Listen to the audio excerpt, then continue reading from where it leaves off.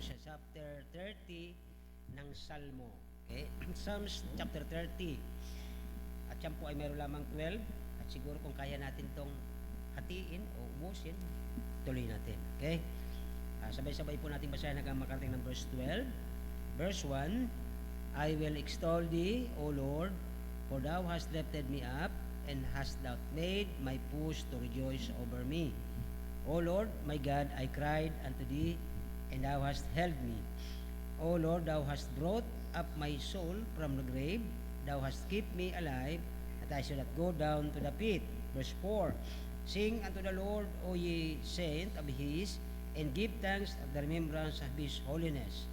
For his anger endureth but a moment, in a favor in life weeping my endure of night, but joy cometh in the morning. Verse 6, ito po yung pinaka-key verse na ating gagawing dito title. And in my prosperity, I said, I shall never be moved. Kaya pagmasdan natin ang ating mga buhay, pag tayo pinagpapala, ay yan po ang kasagutan dyan ng verse 6. Verse 7, Lord, by thy favor thou hast made my mountains to stand strong. Thou didst hide thy face, and I was troubled. I cried to thee, O Lord, and unto the Lord I made supplication. What profit is there in my blood? When I go down to the pit, shall the dust praise thee? Shall it declare thy truth? 10. Hear, O Lord, and have mercy upon me, Lord, be thou my helper. 11. Thou hast turned for me my mourning into dancing.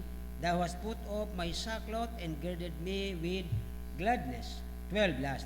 To the end that my glory may sing praise to thee, and not be silent, O Lord my God, will I give thanks unto thee forever. So, ang pinaka-key verse po dito natin kukuhanin ang ating title ngayong gabi, verse 6, sabi doon, okay, and in my prosperity, kapag ako'y pinagpapala, I said, aking sinabi, sabi ni David, hindi ako matitinag. Tingnan natin kung totoo ito sa sinabi ni David. Ano po? Kasi kapag dumarating ang pagkakataon na tayo po ay pinagpapala, ay ang totoong Krisyano may na-realize. Pero yung mga Krisyanong hindi talaga malalim pa ang kaugnayan sa Diyos, okay lang sa kanilang pinagpapala sila. Tuwang-tuwa nga sila noon eh. Kaya dito po matutunghayan natin sa verse 6, ano ba talaga, bakit sinabi ni David, never be moved. Okay. Huwag kayong matinag. Ano man yan, basta ang kahalagahan dito ay maunawa natin, ano ba, bakit sinulat ni David ito para sa ating panahon ngayon. Tayo po ay manalangin. Nagailang Diyos, salamat po sa mga natapos na gawain, kanina maghapon, sa Bible study, sa mga nag-uwian, sa safety. Salamat po sa mga nandito. Ano man po ang nais nyo kayong gabi, na sana po maunawa namin ang iyong nais, iyong salita, na kami mga sinulatan, katulad ng sinulat nito ni David, maunawa namin ano po ba ang nais dito, at sino ba ang dapat maitaas, at sino dapat mapurihan, at sino ang dapat sumunod, at sino dapat makarealize. Tulungan niyo po kami, Banal na Espiritu, ngayong hapon. At minsan ay di namin nakikita na natatabunan ng aming mga mata ng mga pagpapala, ng mga bagay na gustong-gusto namin, na akala namin maganda, pero sa kabila ay kapahamakan. O Panginoon, tulungan niyo po kami na ayon sa sinabi niyo sa verse 4, na kami ay yung mga hinirang at pinaghirapan niyo kami at isiniparate niyo kami para making kaming kaaya-aya sa iyong paningin. Salamat po. Kayo po ang maitaas, may pangalan sa gabi ito sa pangalan ni Jesus. Amen. Thank you very much. Pwede pong maupo. At habang tayo po naghihintay sa karamihan kung may darating pa man, okay, pwede po ba dito, dahil 12 lang naman ito 12 verses. So, lagyan niyo po ng underline yung word na thou, ano po, thou Lord, okay? Sabi doon sa verse 1, I will extol thee, O Lord, for thou hast, okay? Yung thou hast na ito sa verse 1, kung inyo pong titingnan, at medyo, tingnan niyo po ito, no? Yung word na thou hast, ay parang, kung ilalagay natin sa language ng English, ay parang sabihin mo, you have, okay? Lagyan niyo po sa inyo namang Bible yan, para hindi makalimutan. Maganda po ito, at ito ay, nakalitan ko ng konti. Sabi doon, yung for thou hast, palitan natin ng you have, okay? Yung hast, you have, okay? Kasi parang lumalabas yan, you have lifted me up. Thou hast, di ba? And you have, okay? So yun po ang pinupunto dyan. Bilangin natin kung ilan hanggang sa verse 12. Ilan po lahat na thou hast o you have. Okay? Kasi po may ano ito, mamaya explain ko lang ng kaunti.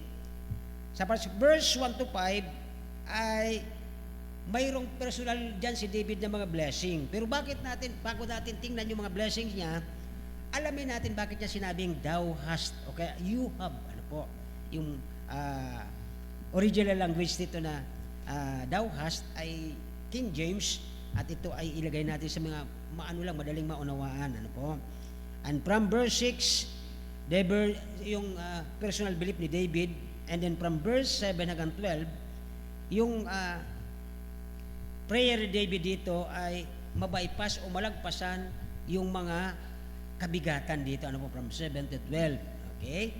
So, kung papansin natin sa verse 1, si David po ay nagpupuri sa Diyos kung paano at ano ang ginawa niya sa buhay ni David. Hindi yung sa ginawa ng tao, ginawa natin para matuwa ang Diyos, hindi po. Kundi dito si David ay nagpupuri sa Diyos sapagkat nandoon na nakita niya at isa-isa natin mamaya ang blessing ni David dito, at least siguro mga 12 din na blessing, ano po, kung bakit siya nagpupuri sa Diyos, sapagkat he had done what God had done for him. So dito ay sa pagkakataong ito, tayo po may nag-iisip ng ganun din. Minsan ba tayo po sa ating pag-iisa na sabihin, Lord, salamat sa mga ginawa mo sa akin mong nakaraan. At sa ngayon pong panahon, mga kapatid, bago tayo magkaroon ng anniversary, mayroon pa naman tayong ilang araw yata. Kasi pitsa uno na ngayon, ay 26 yata yung ating anniversary, Sunday, di ba? So, dito ay marami sa ating itinatapon ang kaaway na kabigatan. Maraming pagsubok, maraming dadaanan. Bakit kaya tayo pinadadaan ng ganun? Ay faithful naman tayo. Andyan naman tayo every Sunday sa Panginoon. Isa sa mga dapat nating pakakatandaan, while na tayo nagkakaroon ng mga mabibigat na problema, una, tinitingnan ng Diyos ang desire ng puso mo pag mayroon kang problema. Sino ba talaga inuuna mo pag may problema ka? Ikaw ba ay nagsisisigaw? Ikaw ba ay nagsasalita ng hindi maganda sa Creator mo? O baka naman, sinisisi mo siya? So dito po, kung papansinin natin, ay sabi dito ni David, kapag siya po ay nasa kalagayang dumaan sa mabigat na problema, mayroon siyang nare-realize po dito, ano po, na ang Panginoon pala ang gumawa ng lahat ng iyon sa Kanya. O, isipin na lang natin, nung siya po'y bata na nagbabantay ng tupa, pag dumarating yung leon, biro yung kamay lang niya, wala siyang espadang ginamit, wala siyang tungkod na ginamit, kundi sabi niya sa hari, nung nagpapaliwanag siya, mahal na hari, nung kinakain yung, o kinuha yung lubo, ng leon, ang tupa, ay sa pamagitan ng aking kamay. Ano po? Pero ang pinapaliwanag ni David doon ay ang kanyang kasama doon, hindi ang kanyang lakas, kundi na-realize niya nung siya'y bata pa na kaya niya pala nagapi ang mga bagay na itong malalakas kisa sa kanya ay ang kagagawa ng Diyos. Ano po? Nandun na yung leon, yung lobo, at hanggang kay Goliath. Okay? Kaya nga doon nung minsan din na namin ito ng mga men, ay ang tinitingnan doon ng Panginoon yung desire ni David, yung kanyang laman ng puso niya, hindi yung pagyayabang niya, hindi yung dumaan siya doon, hindi yung panoorin niya yung giyera o ano pa man, hindi nung nalaman ng hari na ito lang batang ito napakatapang. Hindi desire doon ni David na magpayabang doon sa hari, sapagkat unang-una na misinterpret siya ng hari niya, na yung sombrero ng hari na pagkabigat-bigat, yung helmet, isinuot doon sa bata, hindi na nga siya makakilos. Okay? Kaya lang sabi niya doon to make the long story short, nung lumapit na to si David doon sa Goliath na nangaharas sa mga anak ng Diyos, sabi niya, lalabanan kita sa pangalan ng Panginoon. So, wala siyang sinabing galing sa sharpshooter siya sa tirador, kundi sabi ng Panginoon. Okay, so dito po ay, kung nakita niyo na, mga ilang thou hast o you have, ang mapansin niyo from verse 1 to 12. Ilan? Okay, kung yun na pong nabilugan ng inyong mga ballpen. Chapter 30 ng Psalms, ilang thou hast ang inyong mapapansin. Okay?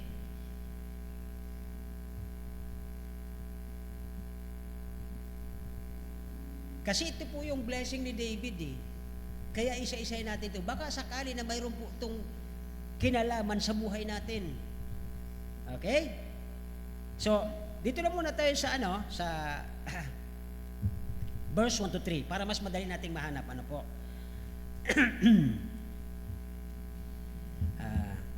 Alam niyo ba yung kasabihan na prayer changes things?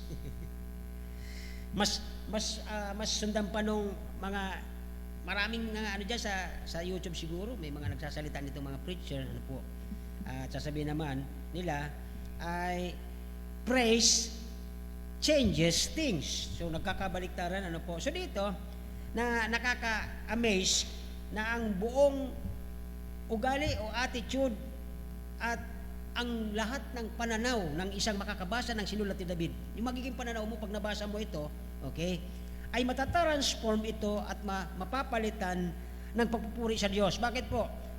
Ang sabi ni David sa verse 6, okay, binigay ni David dito ang kanyang testimony. Sabi niya sa verse 6, at sabi sa Tagalog, para mas maganda, okay, verse 6, tungkol sa akin, sabi ni David, di ba? Siya nagsusulat nito eh. Tungkol sa akin, bilang hari na siguro siya dito, sinasabi ko sa panahon ng aking kasaganaan, hindi ako matitinag kailanman. Sigurado ba tayo dyan? Na ang isip ni David talaga, pagka siya nasa pagpapala, nasa prosperity, ay hindi na siya matitinag? Sa New Testament, naalala ko yung isang binatilyo na mayaman, di ba? At ang sabi ng Bible, ito pala ay nag-aral din ng abogasya. Ang Panginoon naglalakad, hinabol niya. Takbo siya. Panginoon, di ba prosperous yun? Kasi mayaman yun eh. Panginoon, paano po ba ako makakarating ng langit? Paano ba ako magkakamit ng kalangitan? Sabi niya, paano ba ako makakarating doon? Sabi, paglingkod ng Panginoon, yung seryoso ang Panginoon, sabi niya, ipamigay mo ang lahat, o kaya ipamigay mo ang iyong kayamanan. Doon siya nawindang eh. Pero prosperity yun eh. Siya ay mayaman. Okay? At ang sabi ng Panginoon doon, isa lang ang kulang sa iyo. Hindi niya po naiisip na yung kanyang pagiging mayaman ay natinag siya doon eh. Di ba?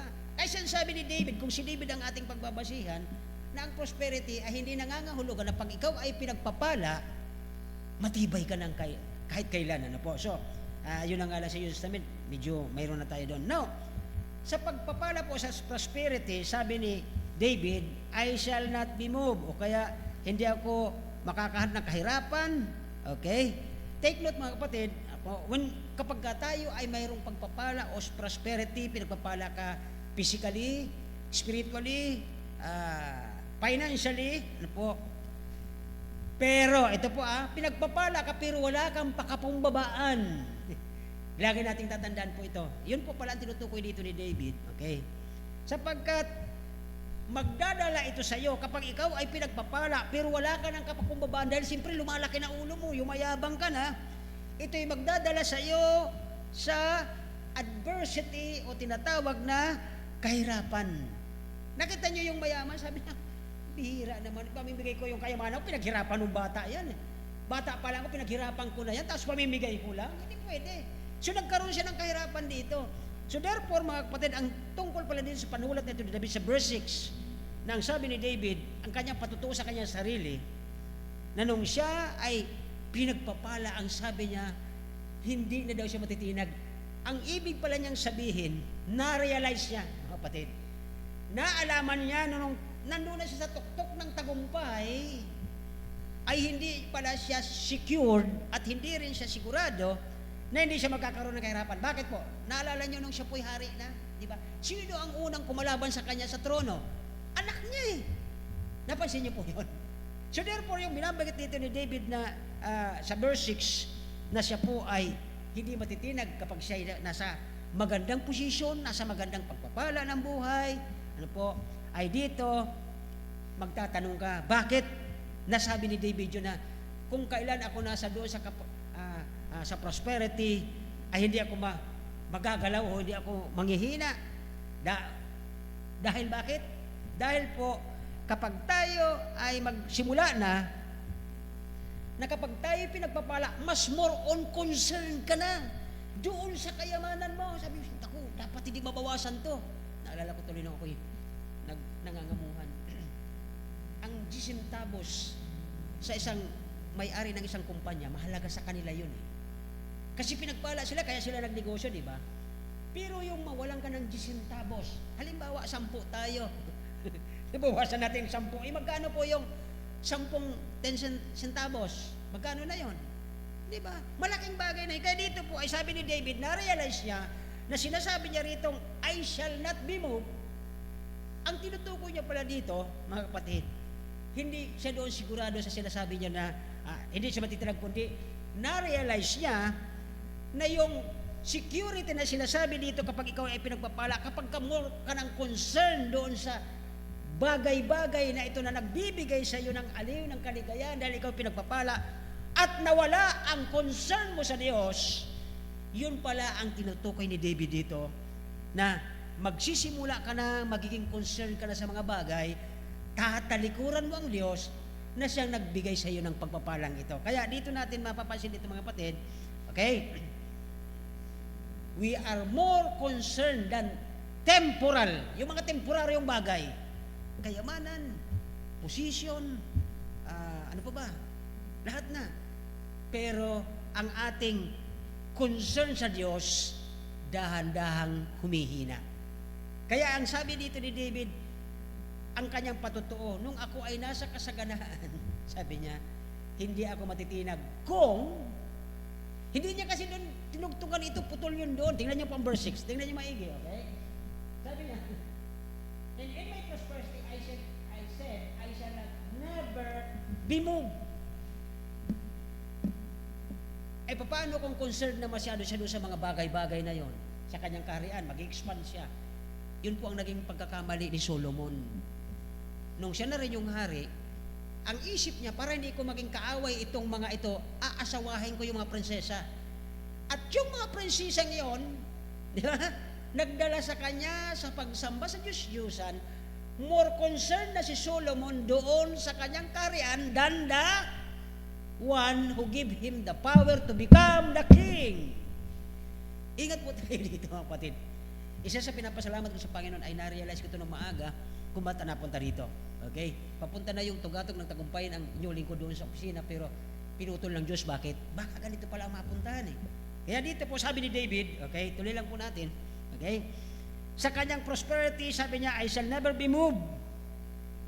But he found out, natagpuan ni David ang kanyang sarili, na hindi siya matitinag kung siya ay nakapokus sa Diyos rather than the things na kanyang mga hawak kamay. Okay, so dito po, he found out that his prosperity did not guarantee. Hindi po nagbigay ng garantiya ang kanyang pagiging mayaman, makapangyarihan bilang hari, na siya ay secure sa buhay.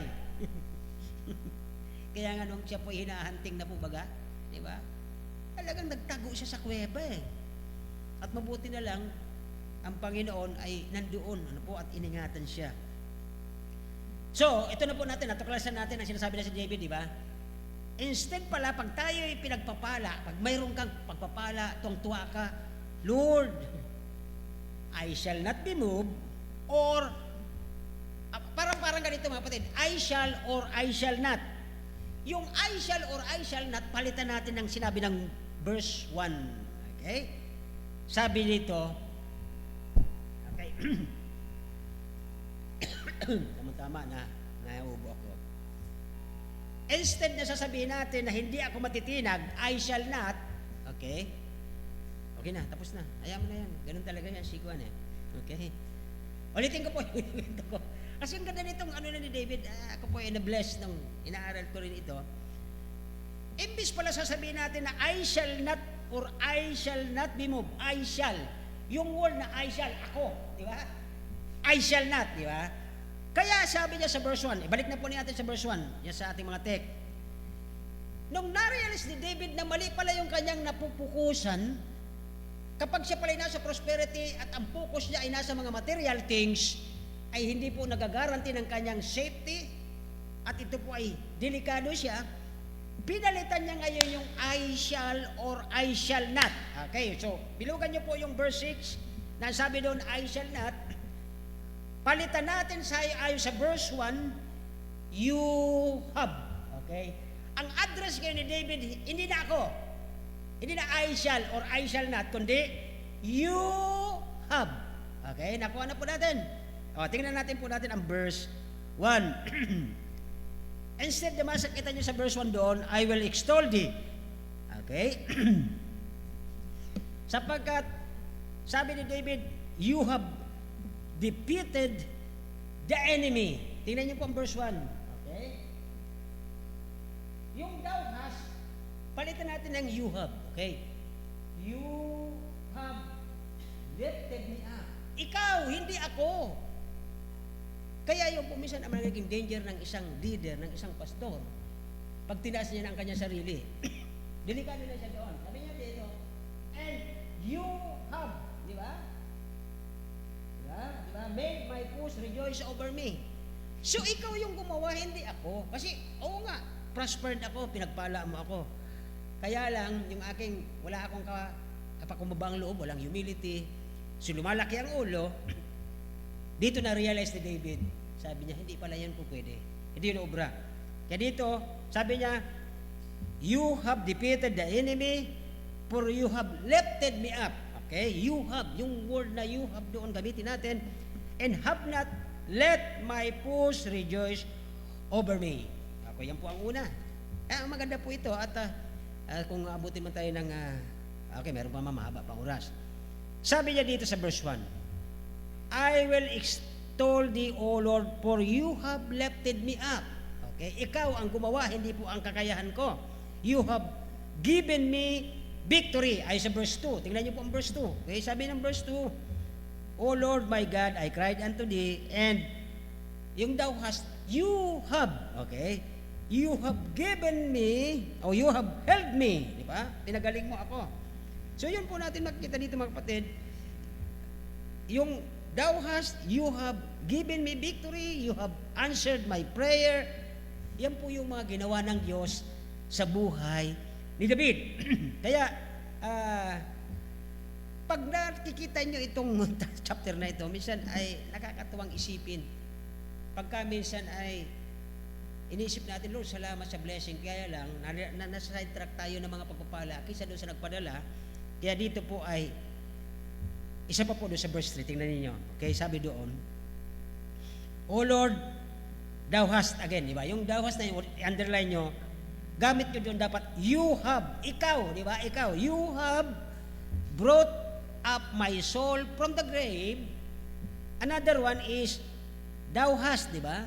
You have kept me alive, that I should not go down to the pit. So yun po yung mga you have na ginawa ng Diyos sa buhay ni David.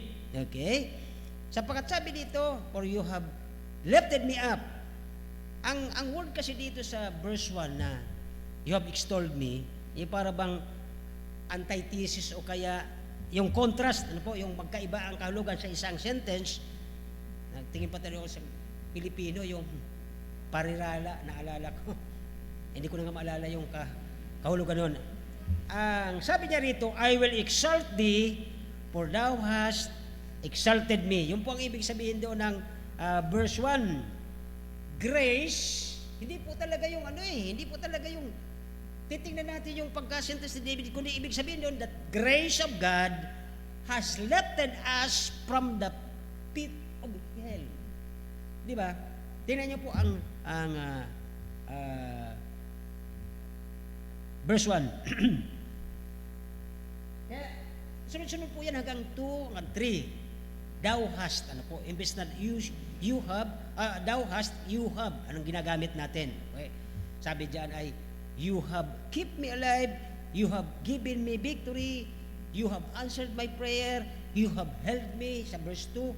So ito natin makita po ang lahat ng ito, sapagkat ang ginawa ng Panginoon dito ay ang kanyang grace, ang kanyang biyaya, ang nagtaas sa atin mula doon sa hukay ng impyerno, ano po, from the ditch of sin, o kaya from the bed of sickness. O di ba, minsan, naalala ko tuloy nung muntik na rin ako, hirap na hirap huminga, at nadala rin ako sa hospital for the first time, doon nasabi nga, nung nakakita sa akin, nangingitim, ano po, yun po yung binabanggit dito na, for you have healed me, ano po, mula sa banig ng karamdaman, from the bondage of the doubt and fears, doon tayo po inalis ng Diyos. For you have, okay? Imbis na thou hast, ang gamit natin ay you have, okay?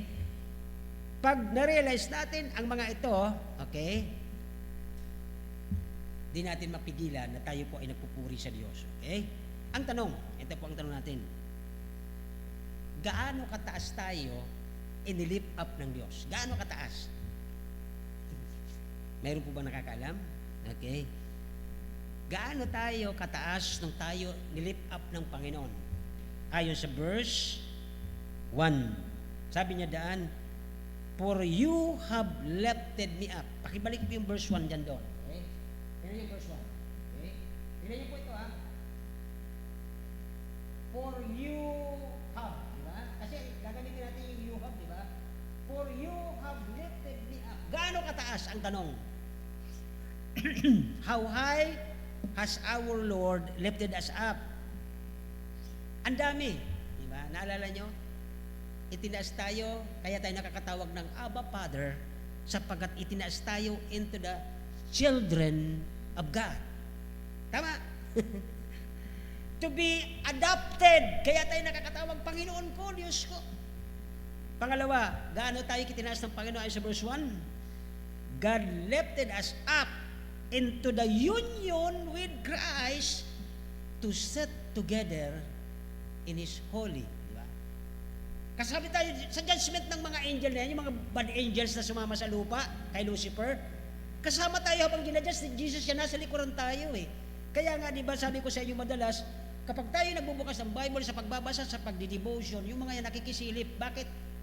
Parang gusto rin nila na sana mayroong grace para sa kanila. Ay hindi nga sila po pwede ng grace, sapagkat ang grace ay ipinagkaloob lang ng Panginoon sa iyo at sa akin lamang.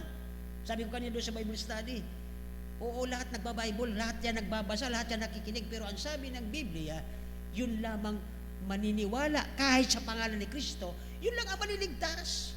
Kahit kayo ay pamilyang Kristiyano, sabi ninyo, at nakikita naman natin na hindi ka naman talaga totoong, kanina nag-uusap kami ng mga maaga kanina, diba? Ang daming ginagawa nila ngayon, diba? Ganyan. Rituals. Nabanggit ko rin nga kanina sa Bible study, sabi ko sa kanila, yun na mismong taong sumagot, yun sa nakikinig. O pagkatapos nitong ganitong prosesyon nila, pagkatapos ng kanilang hindi kakain ng karne sa Biyernes, ano nang gagawin sa susunod nila, Brad? Sabi nung isa, magiinuman po. Pataksak nila eh. Di ba? Ganon kasi sila eh. So, gaano tayo kataas nung tayo po ay ginamit natin na imbes na tayo pinagpapala kapag tayo nabigyan ng Diyos ng isang chance, nabigyan ka ng magandang trabaho, nabigyan ka ng magandang opisina. For thou hast, O Lord, lifted me up. Huwag tayong magiging concern sa mga bagay na binigay ng Diyos, kundi mas more on concern tayo doon sa nagbigay, sapagkat dangerous yun, sabi ni David. Sabi niya sa verse 6, yung ating pinaka-title, sabi niya doon, when I am in prosperity, and in my prosperity, I said, I shall not be moved. Oh, gaano siya kasigurado doon? Kaya lang sabi ni David, na-realize ko, you have lifted me, you have healed me, you have given me. So ang Diyos pala gumagawa sa lahat na ito, hindi pala ako. Kahit ako'y matalino, kahit ako'y magaling, hindi pala ako gumagawa nito, ang Panginoon. You have, O Lord. Kaya sabi niya sa verse 1, I will extol thee. Sabi naman Diyos, I will extol you also. Tatas din kita. Bakit? Ito po yung bakit sabi ng tanong ko kanina na gaano tayo itinaas ng Diyos ayon sa verse 1. Sabi niya dyan, thou, for you have, yung thou hast, mga kapatid, ang gamit natin ay, you have lifted me up. Gaano kataas? As a children of God. Hindi ko pa pala naisulat, bilang tagapagmana. Ano bang minana natin kay Kristo? When you are in Christ, anong minana mo? Di ba, langit? Hindi lang eternal life. Yan po yung kayamanan natin. Kaya lang ang mga Kristiyano, dahil sa nakapokus sila doon sa mga bagay na nabigay sa kanilang Diyos, sabi niya, parang hindi naman totoo yan eh. Mas gusto ko na dito sa lupa, at least mayaman ako rito. Doon niya ako rito. O doon ako rito. Ang problema, pagdating mo doon, pagdating ng rapture, ay wala yung kayamanan mo, di kasali. So, we are lifted up into a children, heir, tagapagmana, adopted, yung po kung paano tayo tinaas ng Diyos after nang galing doon sa pit. Nasaan ba yung verse na inahon, you have lifted me up from the pit. Diba? Sabi doon sa verse, patuloy yung maghanap. Biglang pumasok sa isip ko. Okay? Verse ano na yata yun eh. Imbis na nandoon tayo sa pinakailalim ng hukay, itinaas tayo. Verse, okay. Lapasan na natin yan. Sumingit lang. Ano pa, paano pa tayo itinaas ng Panginoon sa kanyang mga biyaya at grasya sa atin? It is the grace, it is the mercy that lifted us up. Sapat ang tanong, sino ba tayo sa mata ng Diyos? Puro tayo sinners. Mas malala pa yung sinners natin o kasalanan natin. Okay? So, panghuli dito po, we are lifted up. Okay? Bilang ito yung sulat ko, di ko mabasa eh.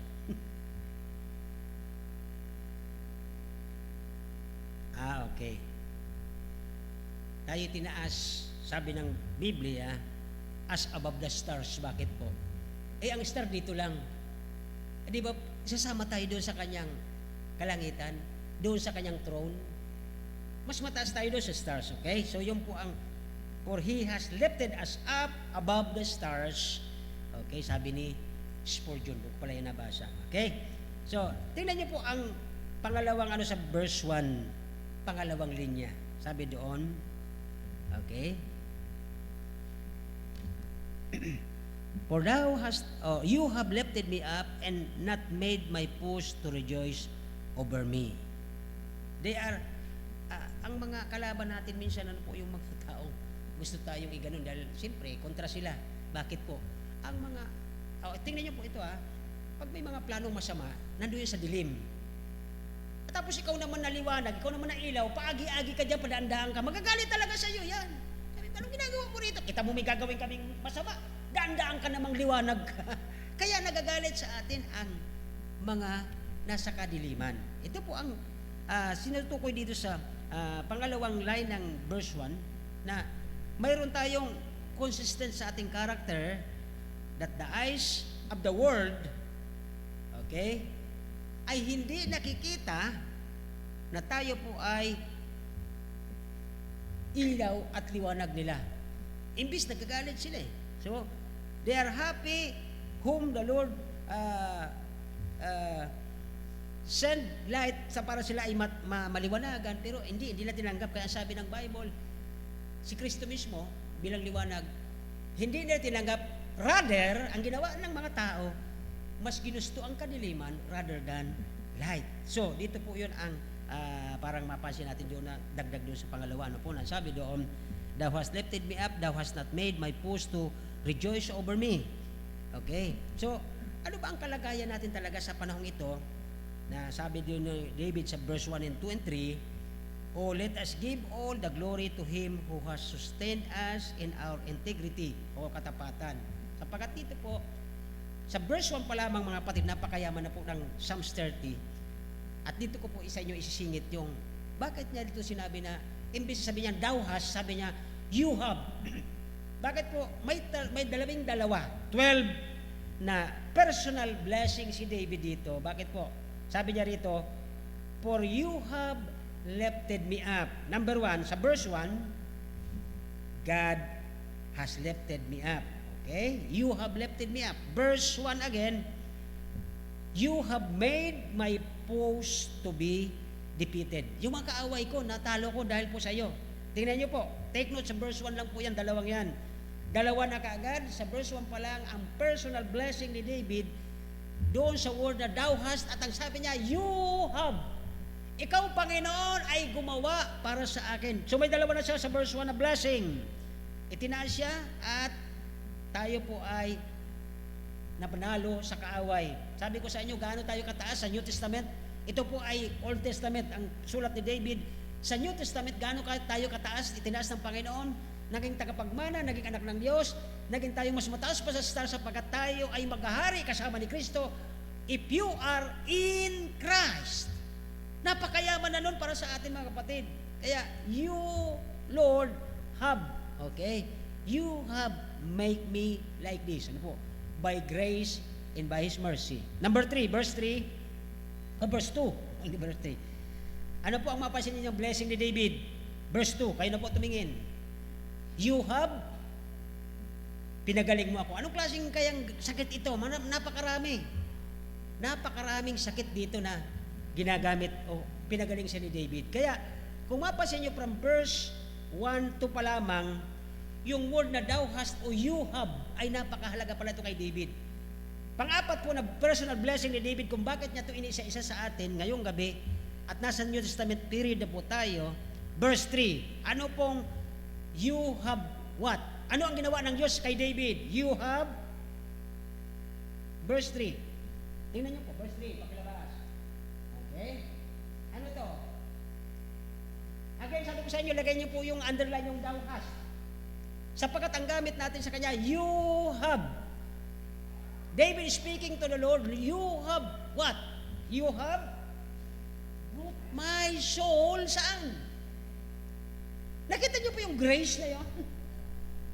Sa ating bang kakayanan, sa ating bang kayabangan, ang tatay ko may kaya nung araw eh. Inalis ng Diyos para hindi ako magyabang.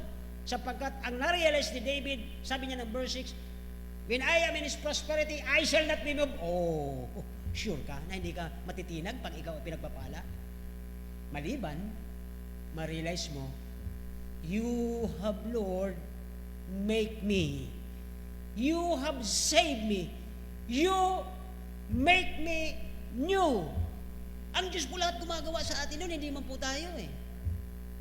Kahit anong pagkabait-bait ng tao, tao yan, sabi ko nga, kanina dyan pala sa labas na, siyempre, hindi tayo perfect, nandito pa tayo. Magiging perfect ito, ang pangako ng Diyos sa pagiging perfect, ang laman natin, if the trumpet shall sound, and the voice of the archangel come up, doon lang po tayo matatransfer ng perfect, pero ngayon di pa. Kahit tayo, mga pastor, ang daming nahuhulog eh, di ba? Kasi nadadala sila ng kanilang prosperity, sa kanilang ganda ng buhay nila, yung kanilang focus on the material things, at hindi na po doon sa, you have made me, you have saved me, you have what? Ang dami. Okay, kaya dito po pang-apat na blessing, personal blessing ni David. Verse 3 pa lamang mga kapatid, mayroon na po siyang apat. Okay? You have brought my soul from hell. Inagaw lang po tayo mga kapatid, nandun na tayo sa bunganga ng leyon eh. Pero dahil po sa grasya at habag, you have give me grace. Ano po? Kinuha tayo doon. Panglimang personal blessing ni David dito, kaya sabi ko sa inyo, hindi ko tumatapos, nasa verse 3 pa lang tayo. Okay? Kaya, minsan pagka tayo po ay nakakaramdam ng blessing, huwag natin gagamitin itong verse 6 ng chapter 30. Sabi ni David sa verse 6, and in my prosperity, I said, I shall not be moved. Instead, hindi na I shall, kundi you have. Kung bakit tayo nandito sa posisyong ito, yes, mandaming problema. May kapatid tayong dumadaan sa pinakamabigat ngayon, pero alam nyo, nakita ko doon ang blessing ng Panginoon. Because you have made my brother and my sister, diba, receive the grace na siya nagtataas sa atin. Panglima, nasa verse 3 pa lang po tayo mga kapatid, dalawa po sa verse 3, unang linya, you have brought my soul from hell. Number 2, ano po yan? Tingnan niyo po ang verse 3. You have what? Ha? Ba't sa verse 6?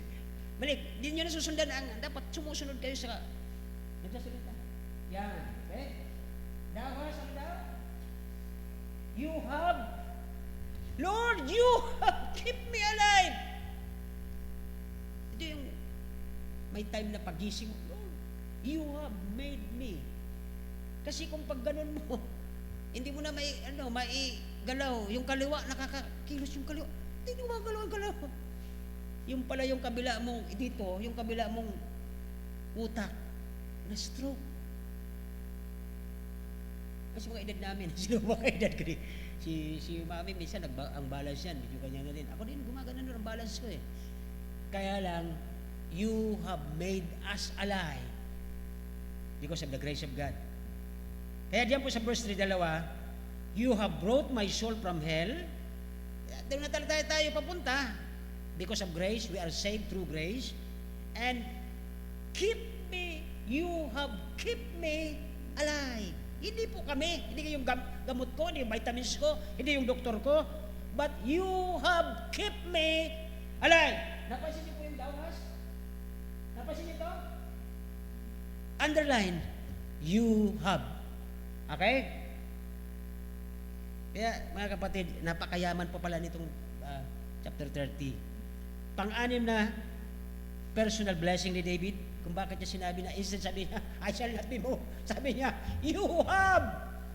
Hindi I shall. Sino ba ako? Sabi ng Haring David nito. Okay? Pang-anim na blessing, verse 5. Okay? Mapapansin niyo ba yung verse 5 yan? Mayroon ba yung thou hast? Verse 5. Okay? From his angel in Europe, but a moment in his favors like weeping may endure or night, but joy cometh in the morning. Okay? Anong blessing ni David nakuha doon? Joy. Cometh in the morning. Bakit po? Through the favor. You have favored me alive. Diba? You have favored me. I have life through favor of God. You have favored my life na ma-retain sa akin. Diba? Yun po ang pinupunta niya sa verse 5. Wala dong you have, o kaya wala dong thou hast. Verse 5 again, pangalawa, sapagkat after sorrow, ano ang susunod? Pagkatapos ng kalungkutan, di ba? Dami nating problema ngayon. Biglaan. Hindi mo, bisan, buti tayo nasasyak. Bigla mga mabigat na problema. Pero ang verse 5 po nagtuturo, sabi niya, for his anger, endureth but a moment. Okay? In his favor, his life, you have favored my life, weeping may endure for a night, but joy cometh in the morning. Ano po yung pangalawang blessing niya sa verse 5? Joy came after sorrow. Okay? Bakit po? Tingnan niyo po, di ba? Kahit naman sa lupa, ang prophecy, darating ang Panginoon pagkatong nag-umpisa na po ang kaguluhan. 3.5 years, mabuti yun eh. Pero wala na tayo niyan, automatic. Di na po tayo kasama dyan. Kasi po, mga kapatid, before that 7 years start, sabi ng tribulation period, ay rapture ang mga nguna. Diba? Mauna yun. May diagram tayo niyan eh. Diba? Bago ang 3.5 years mag-start, ay rapture na kaagad. Kasi nangako ang Diyos eh. Ang Diyos po pag nangako, you have promised, sabi ng Bible, hindi siya katulad natin mangako. O sige, bukas, inabot na ng taon. Pero ang Panginoon nangako ay hindi po katulad natin. And then, dalawa po pang-6 at pang-7 sa verse 5, you have given me life through favor, and you have joy after sorrows. Kaya mga kapatid, huwag niyo pong baliktarin. Kaligayahan muna bago sorrow. Baliktad yun eh. Yun po ang Bible. Diba? After ng problem natin, after ng sin, nagkaroon tayo ng salvation. Yan po ang order ng Diyos eh. Ayon po dyan sa verse 5. Then, dating tayo sa verse 6, pang-8 blessing na personally David, after na ma-realize niya, dapat hindi niya sinabing, when I am in prosperity, I shall not be moved. Na-realize niya na wala pala siyang kapakumbabaan, kundi sabi niya, you have. Lord, hindi pala ako, ikaw pala. You have, verse 6. Ano po makikita ninyo dyan? Dalawa rin pong blessing ni David. Pang-8 at pang-9. Verse 6. Okay, and sabi doon, in my prosperity, I said, I shall never be moved. Okay, number 1, prosperity, blessing ni David. Bakit po? Lahat naman tayo may prosperity. Oo, hindi naman pera, hindi naman health, pero mayroon tayong kaligayahan. Okay? Pangalawa po doon sa verse 6 ay security. Kung siyo po yung tingnan, doon po yan sa chapter 125 ng Psalms, then verse 1, makita nyo yan dyan. Okay? Doon po sa prosperity, sa chapter 1, verse 3 and 4 yun. Di ba? Ay makikita natin dyan sa Psalms din. So, nandun po tayo sa pang-8, pang-9, prosperity and security. You have given me prosperity, you have given me security. Sabi ng verse 6, ay sabi niya diyan, okay, I shall not never be moved. Security pala binibigay doon ng Panginoon sa kay David. Okay. And then verse o sampo, verse 7. Anong binigay ng Diyos na blessing kay David? Ngayon mga kapatid, bakit si David, pastor, ang pinag-uusapan natin? Sinulat ito ni David para ating matutunan kung paano siya pinagpala, paano niya na-realize na siya po ay hindi ang kanyang galing, ang kanyang itsura, ang kanyang pagkatao ang nakita ng Diyos, kundi you have. Ang Diyos ang nakita niya, sabi niya dito sa verse 7, at ang pangsampu niyang blessing, sabi niyo, by thy favor, okay, thou hast made my mountain stand strong, thou didst hide thy face, and I was troubled. Okay? Mapansin po natin dito sa verse 7, verse 10. Verse 10 and verse 7 kasi ito. Verse 10 na. Yan. Sabi doon ng verse 10. Okay, verse ano ba, parang na-stroke na yata ako eh. Ako yung naguluhan eh.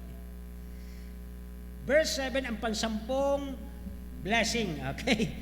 Balik mo 7, verse 7. Hindi 10. Verse 7. Ayan.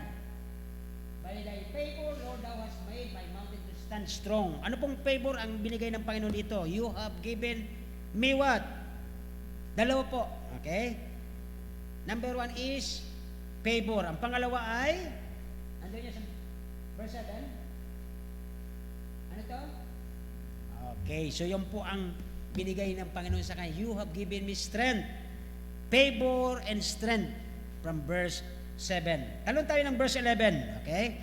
Sabi ng verse 11, okay? Verse 11 tayo. Yan. You have turned for me my mourning into dancing.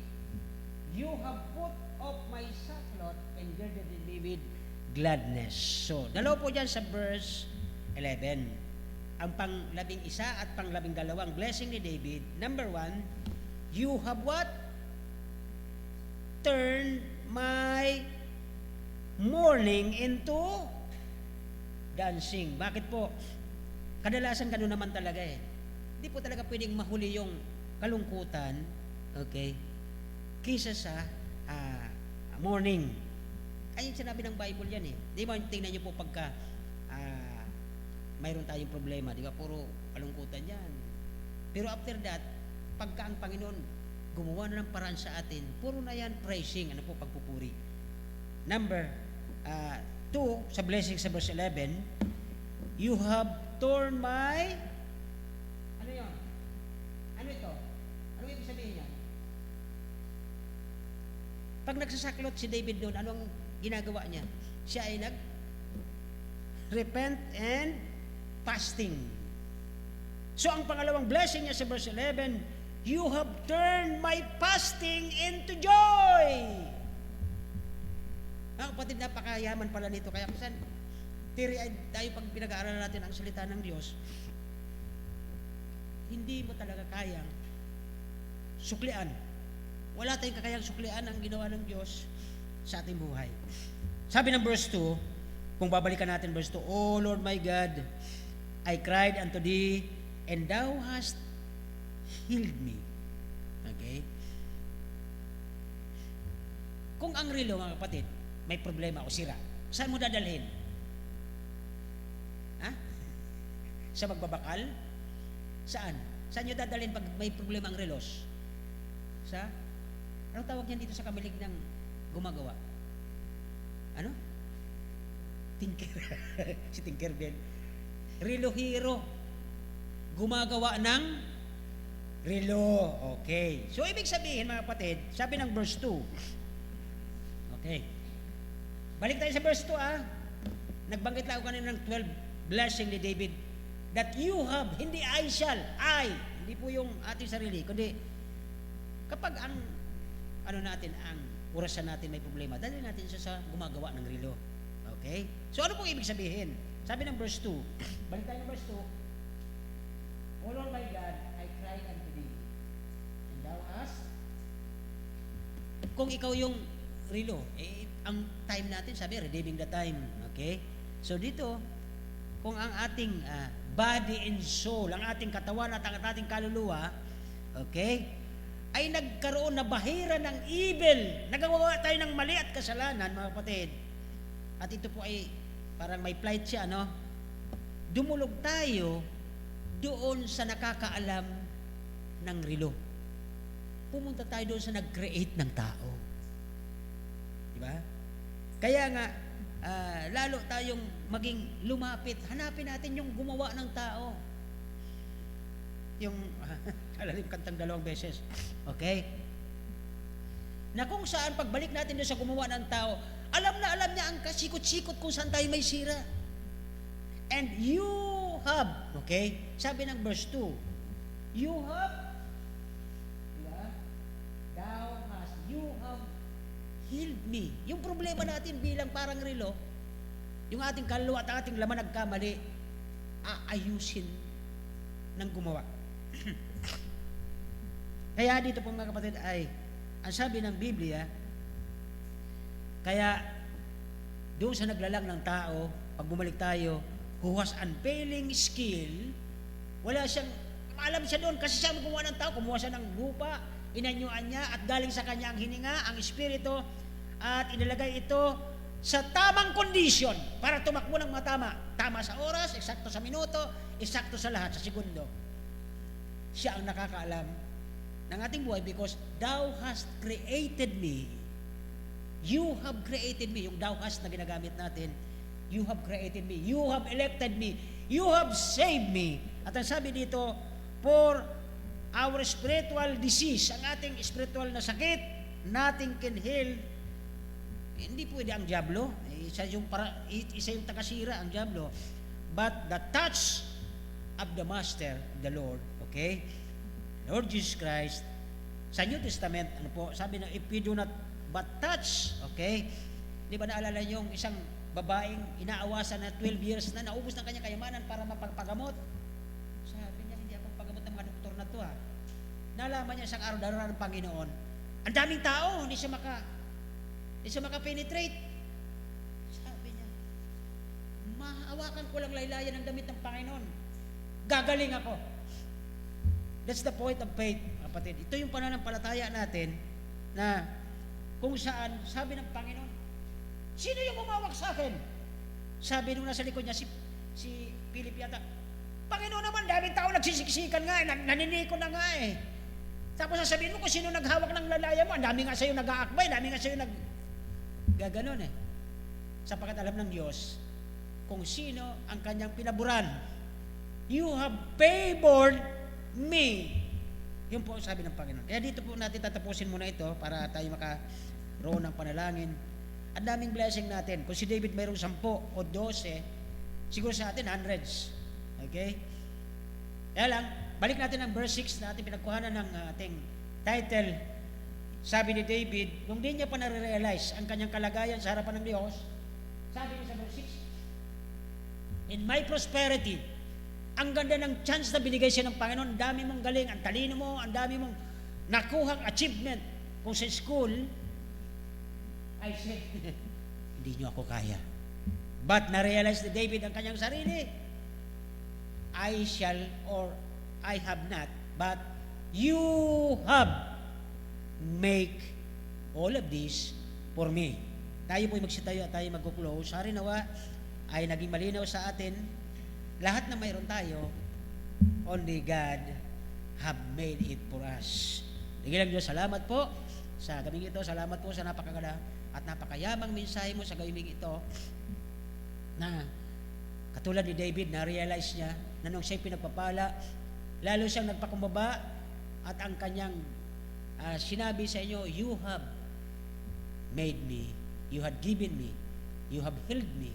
At lahat ng papuri, pasasalamat sa gabi ito, Panginoon, aming binabalik sa iyo sapagkat wala naman kami basura na iyong pinulot at nilabhan, ninugasan. Salamat sa ipagpapala, salamat sa pag-iingat, salamat sa lahat, Panginoon. Salamat sa gabi ito sa prayer na kami ay makakapag hingi muli sa iyo bilang iyong tagapagmana. Itinaas mo kami sa iyong trono bilang iyong tagapagmana, bilang anak. Salamat po sa pagkataon na you have made us heir You have made us sons upang kami ay maging malapit sa iyo, Panginoon. Salamat po sa blessing, sa grace, at sa biyaya. Salamat po, Panginoon, sa pangalan niyo sa aming kalaya. Salamat in Jesus' name we pray. Amen.